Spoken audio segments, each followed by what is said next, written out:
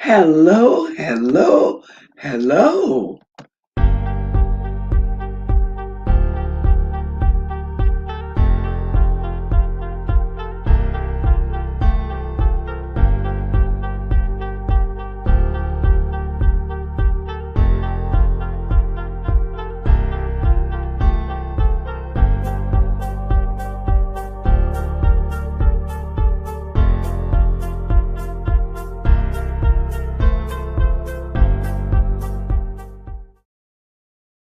Hello, hello, hello. It's a beautiful evening. This is BongaDadaBonga, and I am your correspondent for this evening.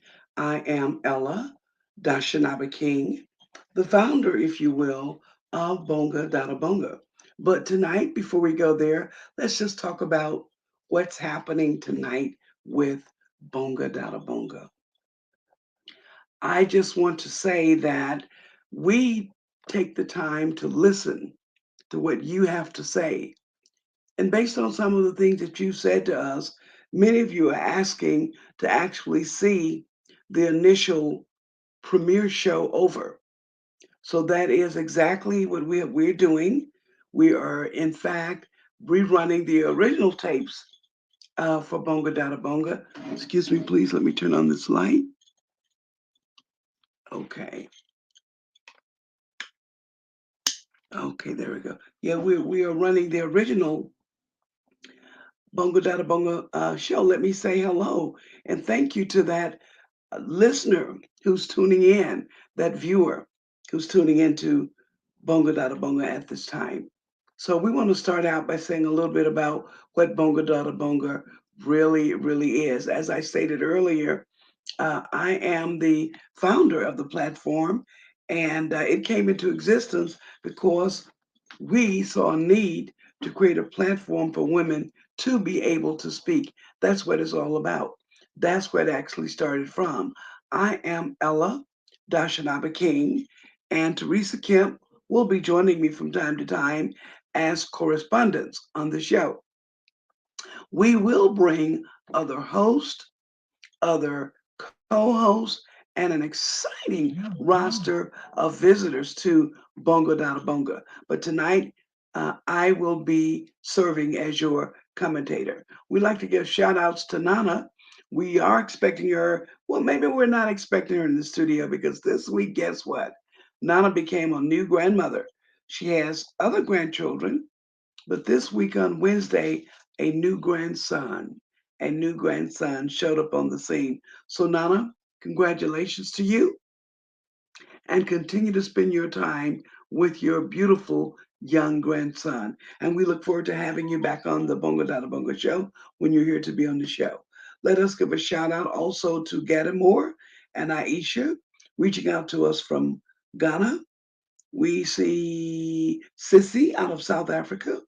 There's Ernestine and Principal Malangu from Namibia. Hello to all of you out there tonight tuning in to Bonga Dada Bonga. So what is Bonga Dada Bonga? It's actually a new platform for women's voices. It's a site, it's a point, it's a space that basically strives to amplify voices of women and survivors who have been historically silenced. You know, a lot of us have been silenced in one way or the other. And the series that we'll be showing you tonight will show what has happened to some of the women who stepped into this ring, and into this thing that we call politics. Once again, thank you to the live viewing audience. I see we have some people tuned in. Thank you for that. So, Bonga Dada Bonga joins a growing list of service providers and service organizations and supporters of women causes in countries across North America, Latin America, the Pacific Rim, and also, of course, Africa. You will be hearing phenomenal, extraordinary, even sometimes heartbreaking stories from powerful and courageous women and girls. You'll get to meet them through the Bonga Dada Bonga show. Each and every one of them is a superhero. And at BongaDadaBonga, we're very honored and proud to be sharing their stories with you. Why is it that BongaDadaBonga is important? First off, BongaDadaBonga is here to dispel the myths and misconceptions about what women roles are, what women can do, and in fact, what women right now are doing around the globe. Women are doing it. Women around the globe are doing it. Trust me. So Bonga Dada Bonga is an excellent opportunity to generate visibility, familiarity, understanding, comprehension, realization, and support of all of these various women's aspirations. Oh yes, women's aspirations of which they are many. And we're here to promote that awareness, raising awareness about women in many cultures from a diverse number of cultures, whether it be Australia, America, Belize, Canada, Namibia, South America, Ukraine, Israel, Kenya, and even other countries. Once again, we thank you for tuning in to Bonga Dada Bonga, a new platform for women's voices every Thursday, live at 12 noon New York time, 7 p.m. East Africa time. Notice that as we go into next week, the United States will be having their time change. So the hour will change. We'll inform you of the new hour. But as of right now, this week, it is on live right here, right now. Okay. So, how does the Bonga Dada Bonga show work? Again, thank you for those tuning in to Queen Mother Speaks. The way the Bonga Dada Bonga show works is that various women in leadership roles and influencers will moderate as host for the various sessions. They will be interviewing guests. They will speak to news events that's happening around the globe. And also, they'll address the current state of affairs and the current trends. The co host who will be on the show are from a very, very colorful spectrum of women who may be journalists, campaign managers, they could be activists, political analysts, women organizations, political scientists, publicists, educators, and others who will deliver their opinions, their commentary, and analysis on the matter at hand. We already know that women's participation in politics helps advance gender equality, and it definitely affects the range of policy issues that get considered and the types of solutions that are proposed. Why? Because women across the board, we are there to help and to be caregivers and caretakers and care receivers. But we're definitely, research has already indicated that when a legislation, whether a legislator is male or female, has a distinct impact on their policies and priorities. So, yes, we want women to be in those positions. There's also very strong evidence that as more women are elected to office, there's a corollary. And that corollary is an increase that in that policy making emphasizes the quality of life and it reflects the priorities of families, women, ethnic, and racial minorities. Yes, so yes, we do want women in leadership roles, and yes, we want women in power. Thank you again for tuning in to Bonga Dada Bonga, a showplace, a workplace, and a voice for women. Right now, we like to take a little break and tell you about the Ahadi pads. You've heard me speak about it before. This is the fundraising project that we are involved with at this time. It's called the Ahadi pads. What is the Ahadi pads?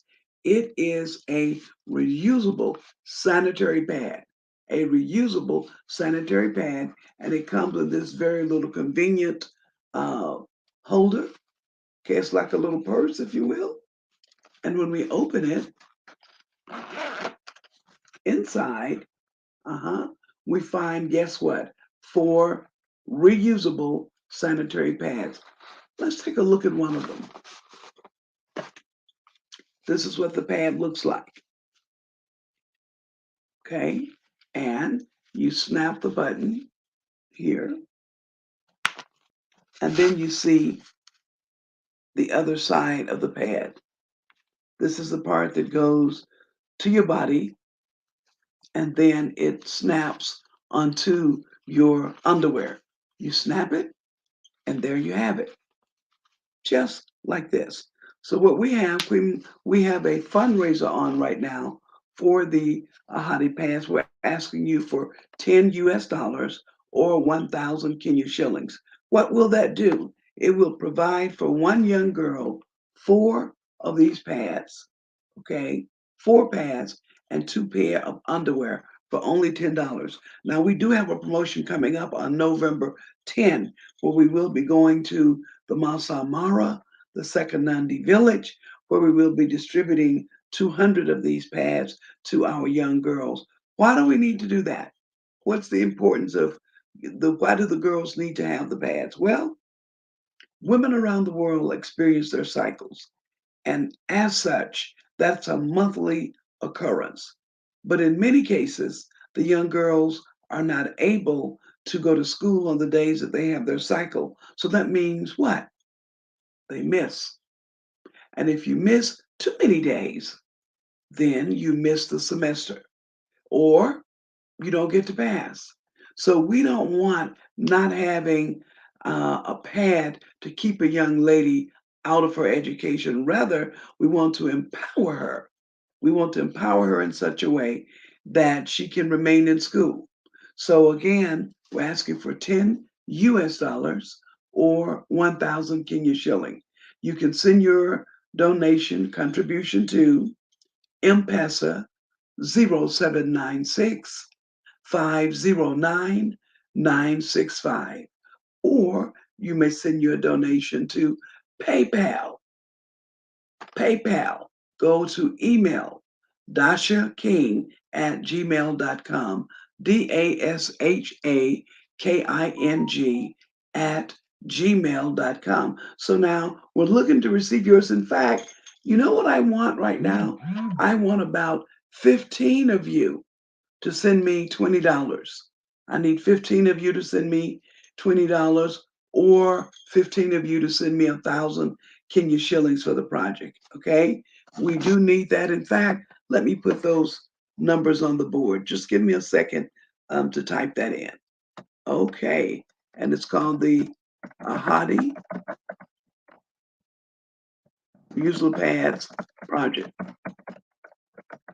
So you can go to a thing called M-Pesa 0796 509 965, or you can use something called PayPal. You just simply email dashaking@gmail.com. All right, we're gonna flash this information across the screen, okay, so that you may be able to see it. And again, that's how you can support the Ahadi Pads project.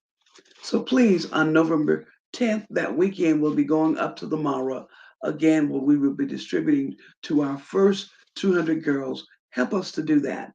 I need 15 of you to choose and decide, yes, Queen Mother, we're going to do that. Yes, Queen Mother, we're going to do that. Yes, correspondent, we're going to do that. So we're looking forward to you making that contribution and going with us on that trip. We will videotape the entire trip, and we'll be able to send you some clips and statements from the children in the village who will be receiving those pads. Once again, we thank you for tuning in to BongaDadaBonga. BongaDadaBonga. Okay, so now we have started re-showing. Last week, as you well know, we began our second time around viewing of the epic BongaDadaBonga Kenyan Women in Politics series. Our epic, excuse me, that was season 1 and episode 1. So we tuned in onto the discussion with host Achieng Akena, co-host Rose Mwaura, and their young guest, the vibrant, energetic Bina MASENO, and the phenomenal Caroline CHEGE. Okay, Both of these women speak very candidly about their run for political office and the challenges that they faced when they were running way back as far as 2013. So we're right now we're going to go right back in tonight into season 1, episode 1 of Bonga Dada Bonga. We're going to pick up from where we left off last week on the poignant discussions about Bonga Dada Bonga. Bonga Dada Bonga. Bonga Dada Bonga Dada Bonga Dada Bonga. Okay, go ahead, Lady Caroline. When I was vying in 2013 election, which was held in March 2013.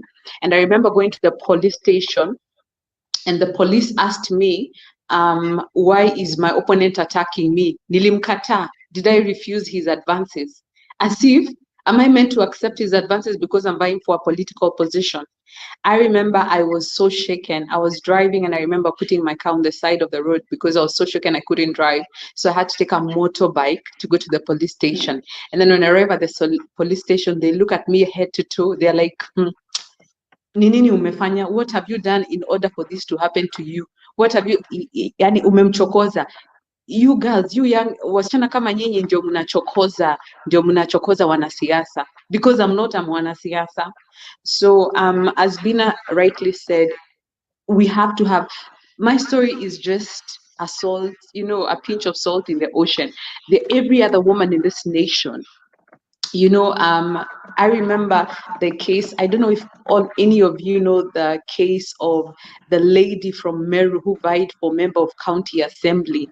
I think it was in the 207 elections, where she was gang raped. Her son was killed, and she was left for dead. Until today, she's in exile in another nation. She's in exile in Canada. I'm not going to mention her name, but she was running for member of county assembly. This was done by her opponent. Till today, as someone who's been in politics for over a decade, when I listen, every woman who's in politics has got a horror story, a terror story, a violence, trauma, attack.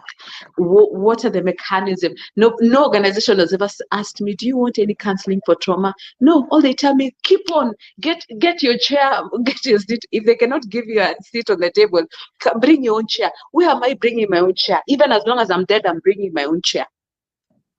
So at the end of the day, we need to have a progressive way forward regarding safe spaces. The conversation we need to be having that I only want to engage. In fact, I don't want to have any platform where I'm sharing my horror stories, because women for this past decade, we have shared our horror stories to no solution.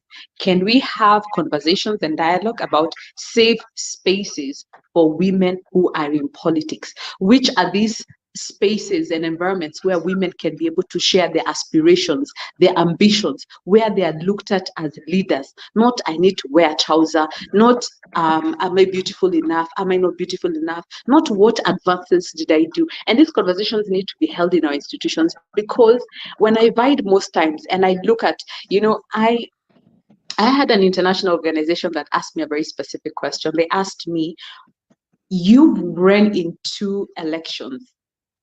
What is the one thing that you would have done different in order to win? And I told them I couldn't have done any better. I build roads. I there's nothing I did not do in a patriarchy community, fighting for the microphone in order to be able to get a chance to speak for votes. I am Wamboi in Maasai community. When everybody else is asking for votes in Ma, I am busy asking for votes in Swahili. Clearly, you can see my resilience and tenacity. Oh my goodness, wow. Yeah, so my resilience and tenacity, even till today, the men have respected me. They're like, who you achana na eh. But, women have to fight 100 times more. So I told them there's nothing I could do more. And hence why I will not be on the ballot box again. Not because I cannot buy. To be honest, I consider myself an expert political campaigner, political leader. I'm an expert in politics. I know politics back to front, front to back, upside down, inside out. But still, with all my knowledge, with my capability, with my education, with my exposure and my experience, it's still not enough in this nation. Therefore, I'm in a position whereby I would like for us to have a dialogue of how can the system be for women, because it is Yeah. not high. People like to say, oh, you failed 2 elections. No, I did not fail 2 elections. The system Mm. failed me. The Yeah. institutions failed Bina. They failed us. It's institutions that Yeah. fail women. It is not the Yeah. women that don't. Because I come from Kajiado County, and yes, I pride myself to be the first female Senate on the ballot box. But actually, Yeah. I was not meant to be the only female on the ballot box. I had Yeah. a counterpart. I had a fellow woman from Kajiado County, a lady who is called Uni, who wanted to Mm-hmm. buy for Senate. But her Mm-hmm. husband almost removed her eyes. She was on KB and on national media. So till to date, she's on her own because she had political aspiration. So which space is Wow. safe for women in politics? Is it in the family? Is it in the community? Is So, it in the county yeah. government? Is it in the national government? So let us Yeah. have conversations regarding safe environment Yeah. and safe spaces where women Yeah. can actually bring on board. We cannot do it alone. We need the men. We Yeah. need the Yeah. civic leaders. We need the Yeah. gatekeepers on board. Where Yeah. can we Yeah. have these conversations where I'm not talking about what I'm wearing, but I'm talking about the influence and the impact that I can bring to this nation. Yeah. Sorry, just to cut Maybe. one, say one Yeah. last thing is Yes, I sure. remember when I was vying for Senate, my friend, I Mm. had ambition. That time I was seeing how it was a time when it was the elections between Hillary Clinton Yes. and Donald Trump. And Donald Trump. Oh, Jesus. Yes. Not this current elections, the other one 4 years ago, right? Yes. Yes. Correct. So I was seeing myself how I'll be the Senate, I'll go visit Hillary Clinton, I'll tell her about Kenya and Kajiado County, how we are going to do projects together in this nation. Okay. That we are not laughing at you, but yes. Uh-huh. I had ambitions of how I was going to bring the first lady of the superpower world to Africa. We are Wow. going to change this nation. Oh, wow. All my opponents see is a woman who is not married.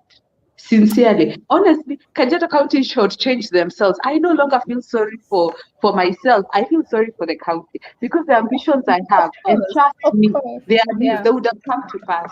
So I I will can not be on believe the that. ballot box. So I hope the future people who want to be Senate have got such concrete ideas about, international connections. I'm not just looking Yeah. to go to Machakos and I don't know Yeah. Makueni to Yes. benchmark.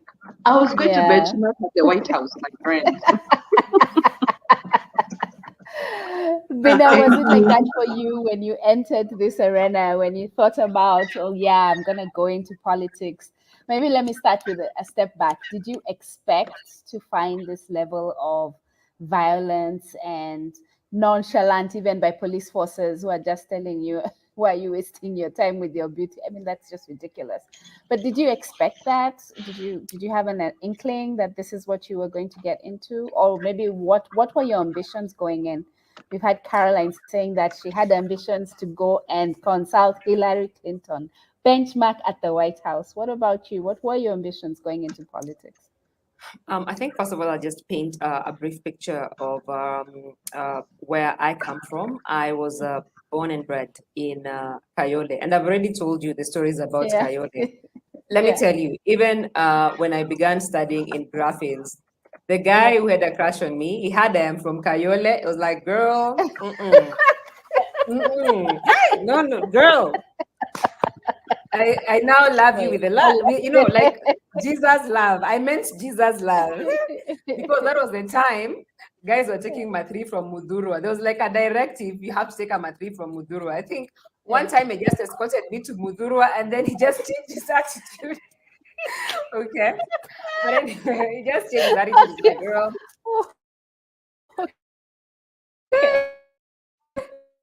Hey. So my mom is a small scale trader, and my dad is a matatu driver. And for me, just looking at the conditions in my community, majority of my mom's friends are also small scale traders, women who like do people's laundry to actually earn a living. So, when you talk about statistics, like people are making actually a living on less than $1 a day.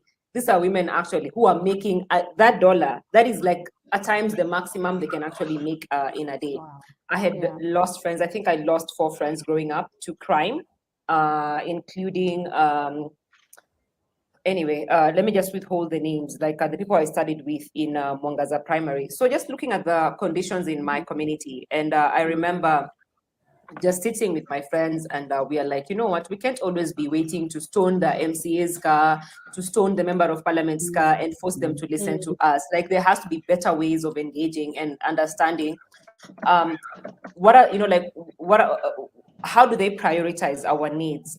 Why aren't they engaging us, involving us as stakeholders when it comes to local development, so that we're able to influence their plans, their programs, their policies in ways that serve the broader community and not just individuals? Why is the CDF funds not working for majority of us? Why there are so many kids in this society, in this community, not going back to school, I mean, and if you come to even Soweto, I think even Soweto has improved of late, and even Kayole, the sanitation in Kayole has actually literally, by the way, improved. But in 2013, it was bad. Like, literally, it was bad. When it comes to even falling sick half the time, cholera, then the healthcare system is not working. And for me, this was an opportunity to influence local development in terms that serves members of the community that I was actually very passionate about. This the grassroots women in the community who can barely make it by and have to raise like 4 kids, education in the community. Talk about ending gender-based violence in the community. So when I was entering this particular space, I knew people would view me and judge me and criticize me based on my ideas, my ideologies, my manifesto, right? And not necessarily that 22-year-old, that young girl who doesn't know what, who doesn't know what she wants. But then that was not the case. Half the time, first of all, people were very, very curious. Ati, what's her name again? At how old is she? And let me tell you, I think even one of the challenging electorate for me to navigate was senior, like the landlords, wale malandudu wa mtaa. They're men. Like, okay. Ati, first of all, majority of them, you're like their last born, like literally, The age of their last born. But your manifesto speaks more about women and youth. What about us? These are landlords. They want to plan for themselves. You've been there making noise about the youth, about the women. They're like, Sasa, was there kama sisi? What are your plans, right? So for me, just imagine, and then of course, them thinking just like their own kids who've been married and no longer live in Kayole and have since moved to other communities or to even other counties or even outside the country. So it was more of how are you going to serve us? And how will you honor your marriage? How will you submit your husband if he's not from this particular community, right? And then even just verbal abuse, like verbal abuse, and then even online abuse, because at times people don't even think that online abuse, the trauma that actually comes with online abuse, because that's another space where people feel like they're entitled to your attention, they're entitled to your time. Like if I text this and I ask this, you actually have to respond. So for me, I think when I was, the very first time I experienced those different levels, I was like, you know what, I have to be able to do something about this. And like Carol has said, every other woman has a horror story. And I think for me, the next level is to look at how do we even build a women movement that is even able to offer that support system, such that you're not just relying on women in politics to be there for you. How can Achieng be there for me? How can Rose understand how she can even support women in politics? How can she even mobilize for women in politics? Because half the time we don't even have a network of women who even where even women in politics can actually rely on. How do we even fundraise for women in politics so that you're not going out there and this man is like, if you want me to fund you, you know what to do. We have very successful women in this country, but do they actually understand the political agenda and why we actually need more women in leadership? Whether and I'm talking about women in all levels. At times when I go to networking events, I'm like, these are very, very, very, very powerful women that we actually networking with at the end of the day. Then how do we bring them in the political space to understand what we can do in terms of reducing the barriers that actually prevent more women from occupying leadership spaces, whether it's in boards, whether it's in the, whether it's in parliaments, like whichever sphere of leadership. And I think that's what we need. So even when Caro is talking about building safe spaces, how to even build a movement that is holding the political leaders accountable, majority of who are men. It's about gender-based violence. It's just not in politics. Every other day, we listen to a story of GBV in our news. We're talking about leaders campaigning right now, politicians campaigning right now, political party leaders campaigning right now, and no one has actually come out strongly to talk about gender-based violence. No one has come out to talk strongly that as this political party, this is our agenda. When we occupy office, this is how we're going to deal with gender-based violence. So it even they don't even have that agenda. Even the presidential candidates haven't had anyone actually come out strongly to talk about their agenda in tackling GBV. When they actually, when if their party actually becomes the party of the day that takes the, like the presidency or has majority in parliament, right? So how are we even interrogating policies within political parties? That is so true. Why, that is so true. Because So if we're collecting data, sorry, just before you continue, I just want to first, I want to acknowledge anyone who's tuning in. Thank you for joining the show. Thank you for listening in. Please share, comment, like the show. Let us know what additional issues you'd like to listen to. I'm sure you've already caught up on the issues that have been raised by our phenomenal women in the studio, starting with just the cost of vying for political office. The fact that as a woman, if you're vying, when you're going for campaigns, you have to consider what you're going to wear to prevent yourself from being sexually abused. The fact that the police laugh at you when you go to complain allegations of sexual harassment or sexual violence or sexual abuse. The fact that people don't take you seriously because you're a woman, you're pretty, why are you doing this? The ability to control family resources, the fact that I think the one that you mentioned last about even gender-based violence is an agenda, and yet we know it's rampant, we know it's a problem in the country, we know that we're having women who are a lot of femicide is ongoing at the moment. So please, there's so many issues. Please comment. Please let us know what topics you'd like us to focus more on. I know online violence is one that we're going to talk a lot about. In the coming days, we have panelists who talk specifically in relation to online violence and the abuse that happens there. We'll have more candidates coming on to talk about their experiences in vying for office. Being disallowed to, even when you win, people are like, no, we can't give that young woman this space ticket. Let's give it to somebody else. I mean, these are the real issues that Kenyan women are facing when they try to vie for political office.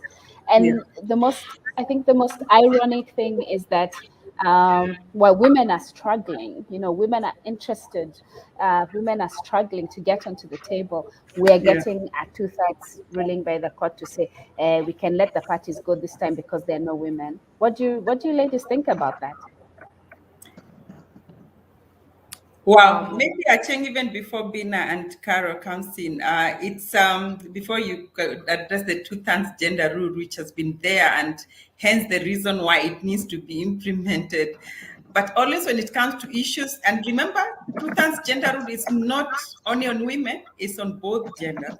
But I don't know, when it comes to issues of women, it's a pass. But listening to both Bina and Caro, I almost get discouraged even to ever think of politics. Or even the listeners tonight, they will say, oh my goodness, I run. I do not want to be part of this.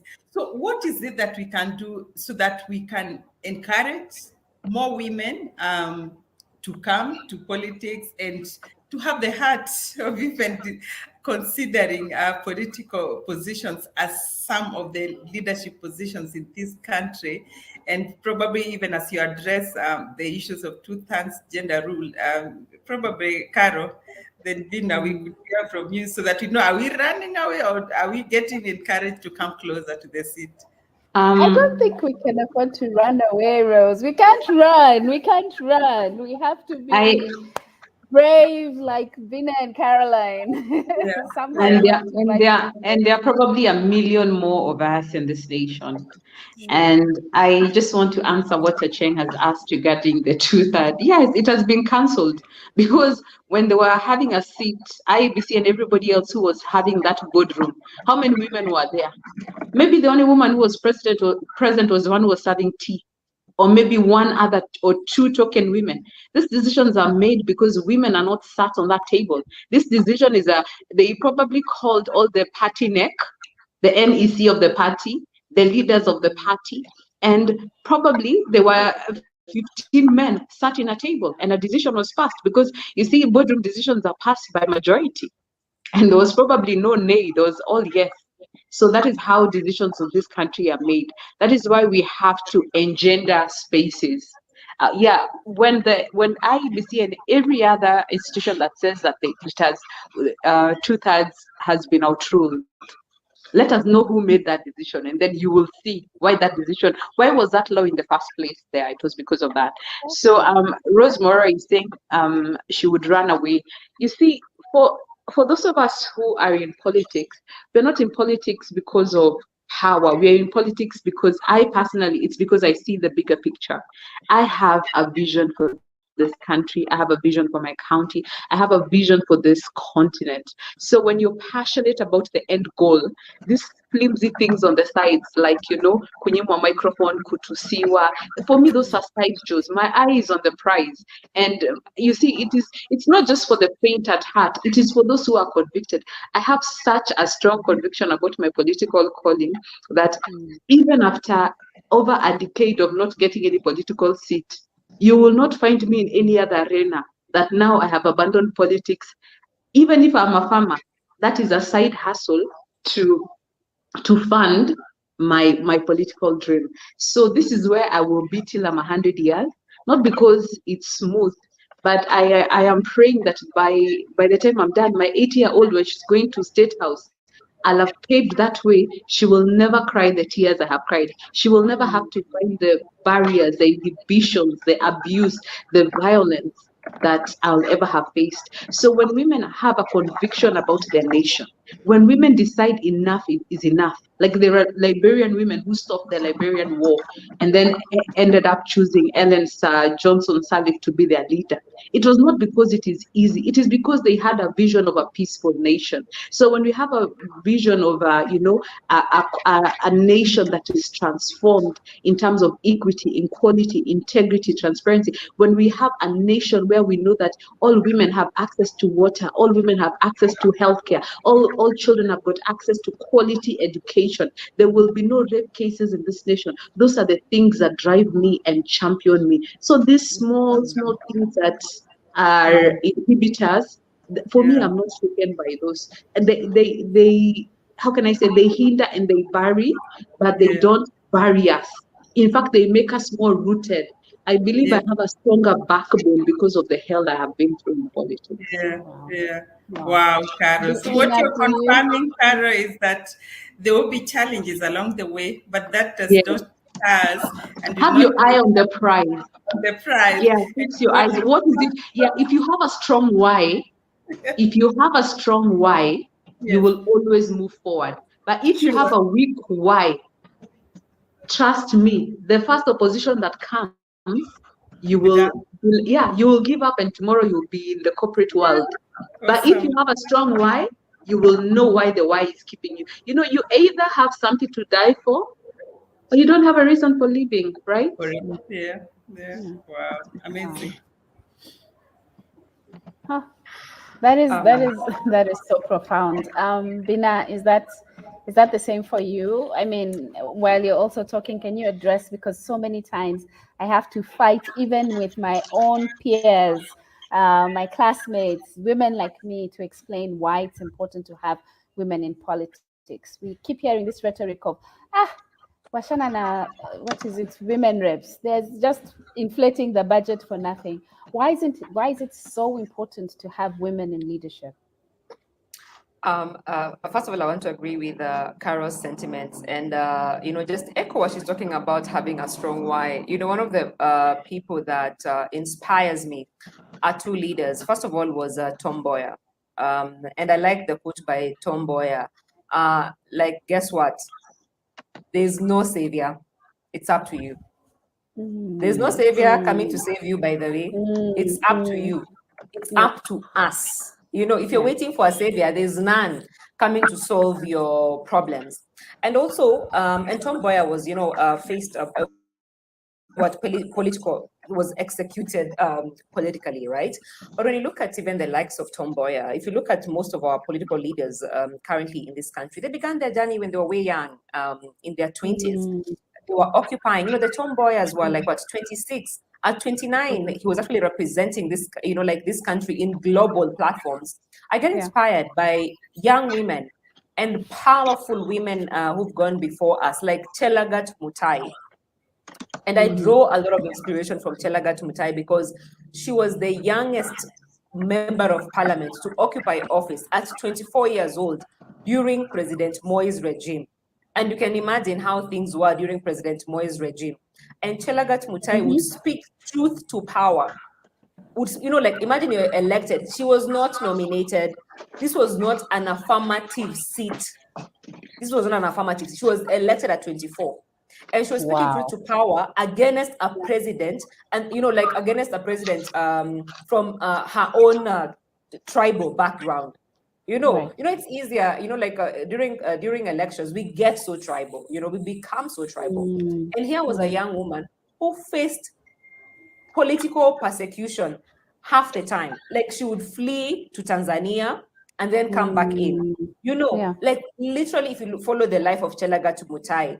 So I draw a lot of inspiration because women like those have paved the way for us. Our ancestors, the women who've gone before us, they've paved the way for us, not for us to shrink back.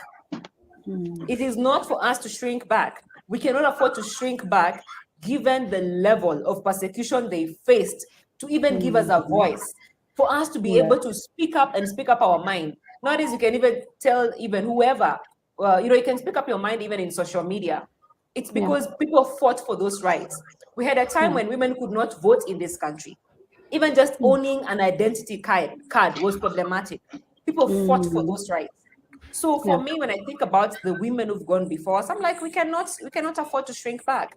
That is one. And but to even our own peers and other women who feel like that is not my space. Guess what? In this country, women and girls bear the brunt of poor public service delivery. And that is reason enough for you to want to occupy leadership spaces and to hold your leaders accountable and to even understand power, to understand who has what power, paraded in what systems, how does it manifest itself. Talk about gender-based violence. Women bear the brunt of it, women and girls and young women. Talk about femicide, intentional murder of women. Look at the athletes we've lost just this year. Look at the athletes. The young women below 30, the athletes we've lost this year due to femicide in this country. Human trafficking, who bears the brunt of it? Women and girls.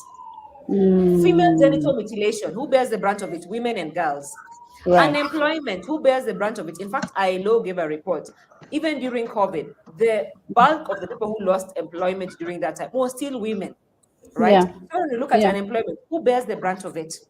Women still and us. girls. So when you look at the cost of poor public service delivery and who bears the brunt of it, that's why I say we cannot afford to shrink back.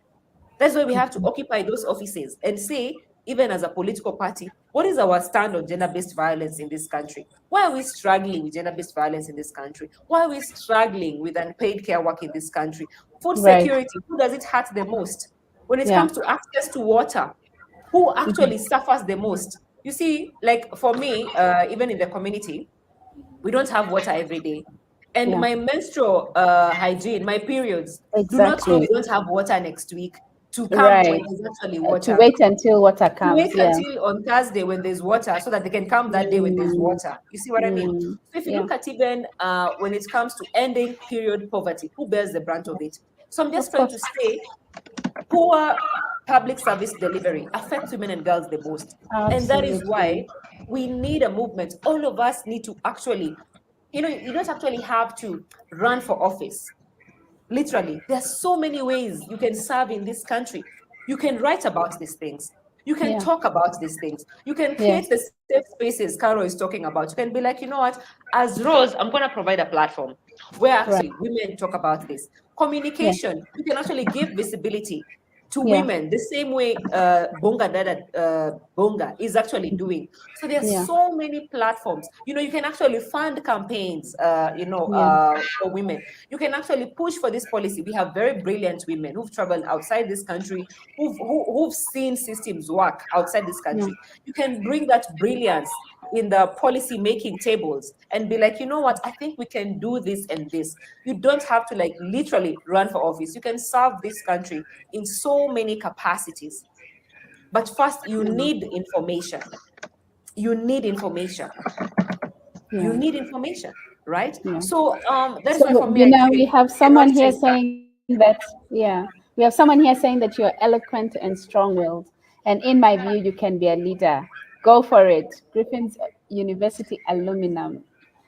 Uh, Thank you, Yes, we have a Christine. shout out I there hope from you've been Christine. voting. You know, this at times people tell you, "Hey, go for it now, Anakura." Christine, I hope I am a registered voter, just for the record. Anakwambia, go for it, and they've never voted in any election. They're like, "I will Yeah. support you."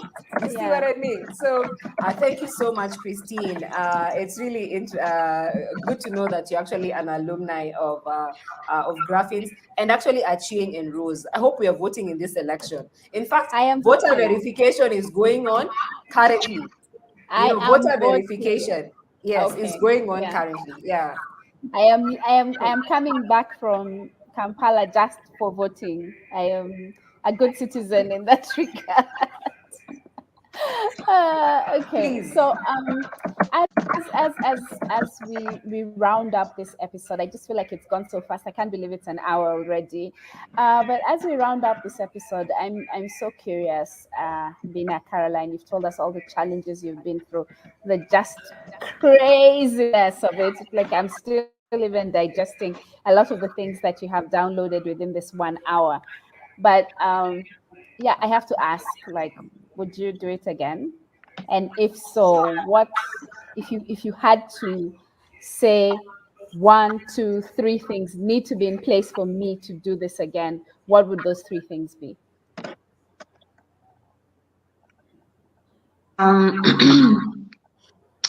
Number one, if I had to do this again, I would like for all for majority of the organizations, the democracy organizations that support women. For instance, I'll give an example. There is a certain organization that supports women in democracy that is always in Kajiado County. Like 2 years ago, they had a meeting with us just after the 2017 elections, and they were like, we have spent several millions in this county, but still no woman has ever been elected, even as an MCA. And I remember sat at that meeting and I'm looking at them. They have never called or interacted with me or any way personally, because I don't fit their bill or their notion. I've never understood. But I would just like how can I say, synergy and cohesion between women organizations that support women, organizations of women in democracy. Everyone seems to be doing their own far-fetched thing in the corner.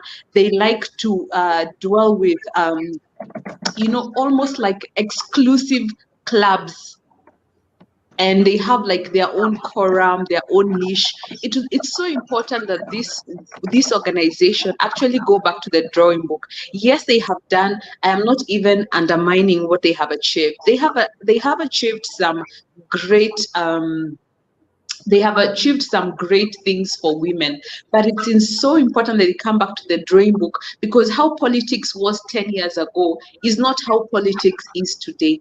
They need to understand that a woman who looks like I'm sure they saw me and they did not think I was going to be number 2. And I know that's why I was excluded. I could tell the women that they were mentoring to win were the more older women. But you see, the face of politics has changed in our community. How about we go back to the drawing board and we do the services that actually empower women and meet women at the most authentic need other than perceived need in terms of democracy. A second thing I would do differently is in political parties, women leagues. The women leagues to actually serve, the political party women leagues to actually serve the genuine women who are vying for political parties. I have been with, I will mention my party, Jubilee Party. To vote for a Senate ticket is 250,000. After I have, yes, Kenya shillings.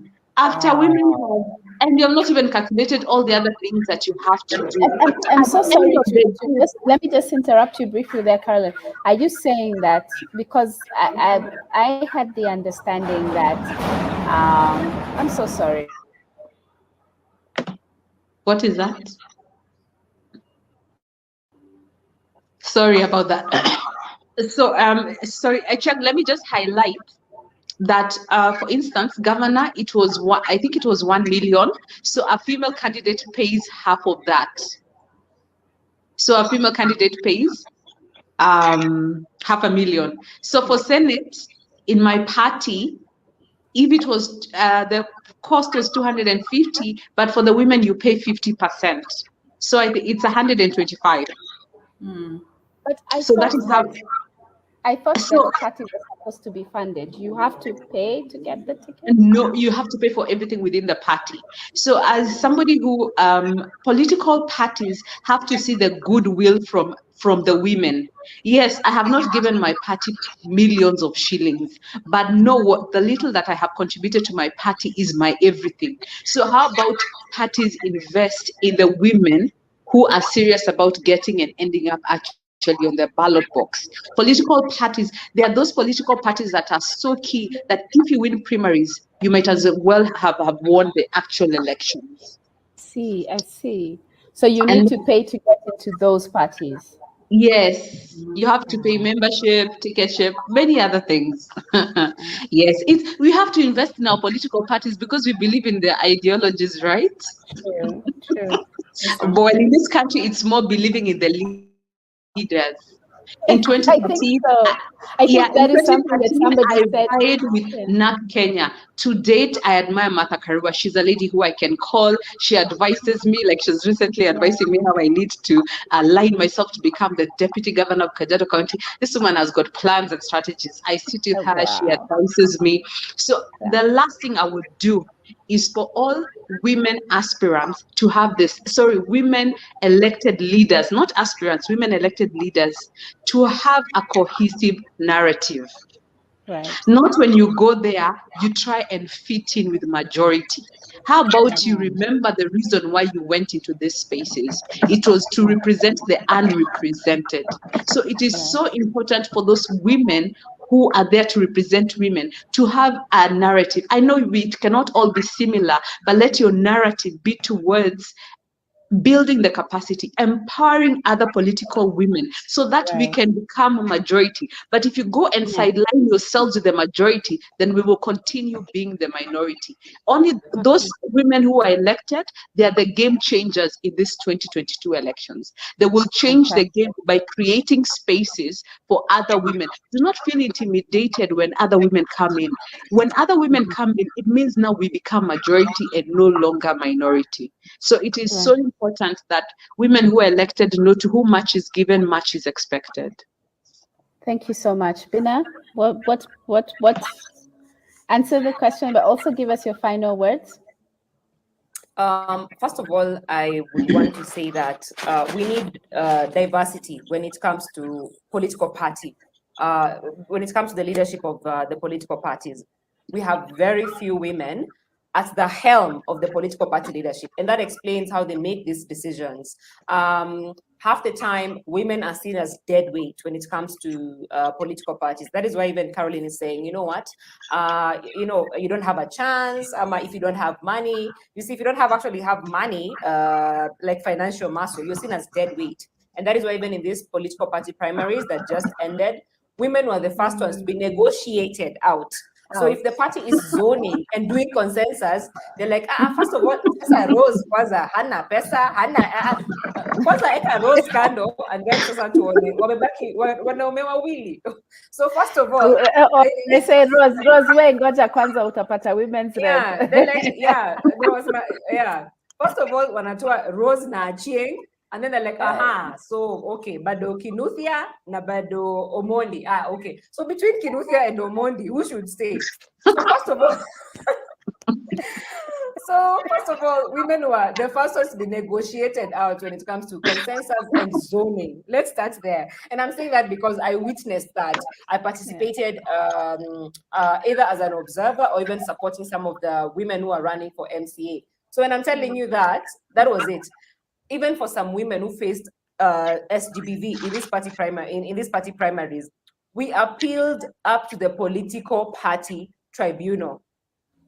And first of all, even when you get outside there, when you're with other men there, in fact, one of our aspirants, over and above the rigging that happened, is the leader, or rather the person, quote unquote, who won, unleashed goons. First of all, even how they look, they scare away your voters. They've not even touched you.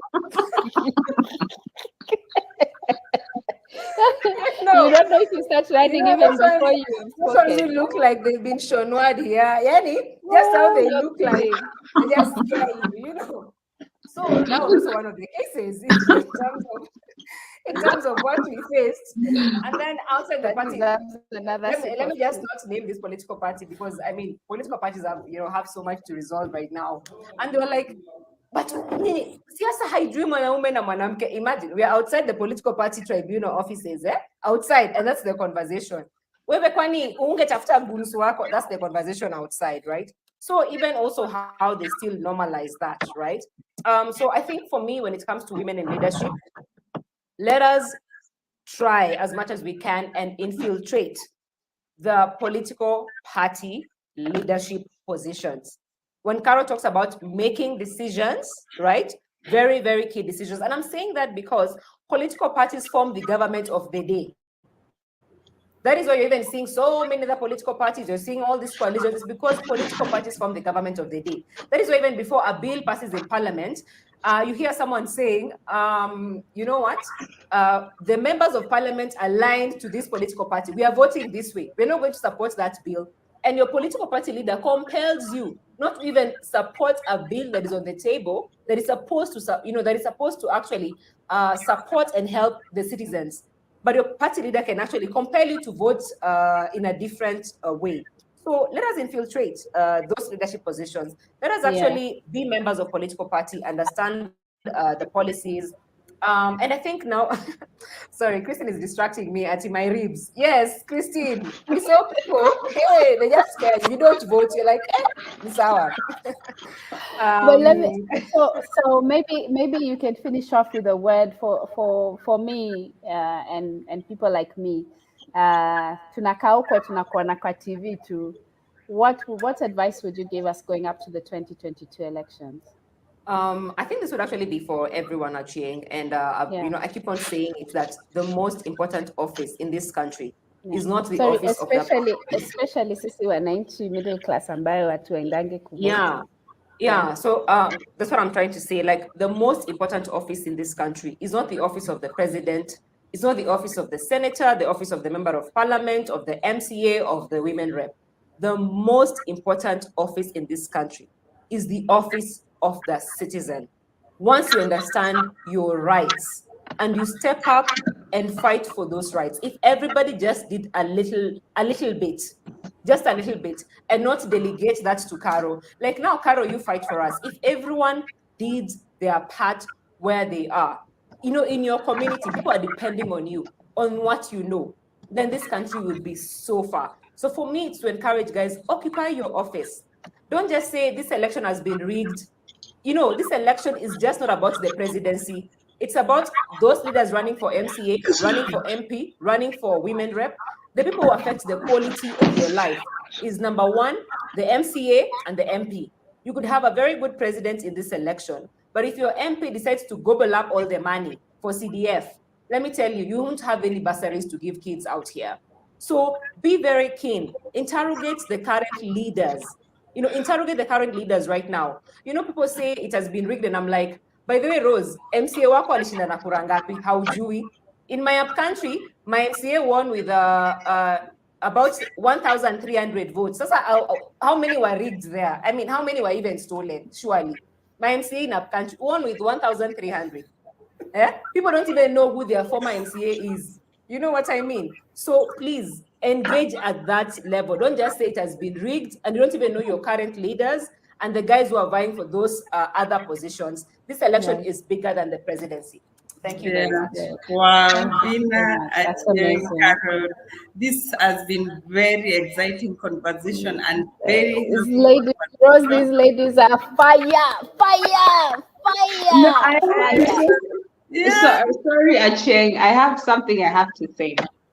Ah, It's a very on a very serious note. We like to call ourselves a Christian nation. yeah. So for me, I really have to give my parting shot to the Christians. Whether you go to church, whether you're sidebed Baptist, whether you're, sitting room worshiper, whatever, we like to call ourselves a Christian nation. I would like to call upon the Christians in this nation. Whether you are middle class, high class, low class, it doesn't matter what class you are from. I would like to ask you, what role are you playing in your responsibility as a citizen in this nation? This thing about the church saying we are praying for you, no, we are done. The years and the decades, we don't want to need prayers. We need actions. We need citizens to come out from those pews from the churches, come out from your bedside, come from your sitting room, understand. I'm going to give you an assignment. Who is your member of county assembly? Who is your MP? What is the name of your ward? What is the name of your governor? What are the issues? Is it water? Is it healthcare? Is it infrastructure? The public primary schools, are there 70 kids in one class or 100 kids in one class and you're there praying for the nation? As the Christians in this nation, what responsibility are you taking to speak life to this nation? Not just by speaking, but by acting. I want to find Christians on the ballot box. You see how other people wake up at 3 a.m. Let the Christians be the ones who wake up at 3 a.m. in this August 2022 election. We want to find you there praying on the line. Other people are there, wananyeshewa, and all these things. Wow. This is not the year for praying. The year for praying was 2018, 2019, 2022 is a year of action. We want to see those Christians in campaign caravans. Carry your Bibles to those campaign caravans and speak the word of God. Yes, we want to see you on the ground, giving revelation on the ground as you're voting. Speaking in tongues. How many Christians in church have got voters card? I would like to do a survey of all the churches in this nation. How many Christians, how many pastors, how many bishops have got voters card? With all due respect, I'm saying that with respect. I honor the church. I am a Christian, but it is about time. I am tired of being out in the field and Christians praying for me while I'm being eaten by sharks, and then I come back and all they do is pray for me. We are done with being prayed for. It is that time for citizens to get their voters cards, Christians to get their voters cards, and then equal line. You're August. By the way, don't even wait for August. Right now, you have to be on the caravans. You have to go and pray for your MCA in their office. Find out who are the people who are vying. Allow them to your church. Listen to them.